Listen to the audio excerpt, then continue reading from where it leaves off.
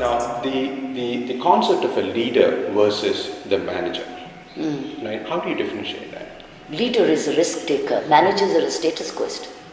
But manager and leader needs a manager. Absolutely. If the leader has to have time for vision, strategy, listening, thinking, walking the way. So he needs a manager who manages as is.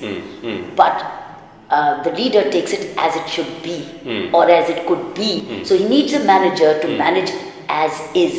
But the leader says as is to where. And that's where he takes the organization forward. So every leader does need a manager, but a good leader is a mix of management and leadership. Because somewhere the leader is managing and somewhere the leadership is taking the management forward. So leadership incorporates management. Management may not incorporate the risk-taking qualities of a leader.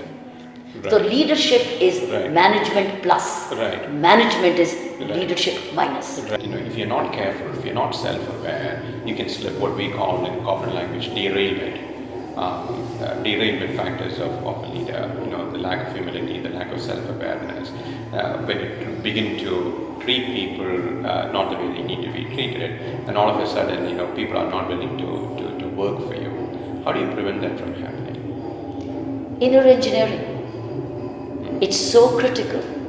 By external engineering only makes you a good mechanic. But to become a good human being and to remain sensitive, you've got to have inner engineering. And that has to be learned alongside all your life. So inner engineering every moment of your day, which means awareness. But inner engineering is also skill to be learned. So learn the art of inner engineering, learn the skills of inner engineering and apply it to external engineering so that there is an alignment in community engineering. Right. So it's interesting you mentioned that in the conference that we run in November, it's a combination of both business knowledge, how do you scale your business, and also how do you scale yourself internally, transform yourself internally to be able to manage that scale. And that's it, just as working in the corporate is a daily process, so is inner engineering is a daily process. Right. And how do you see things as they are and not shaded by your own biases and colors? Correct.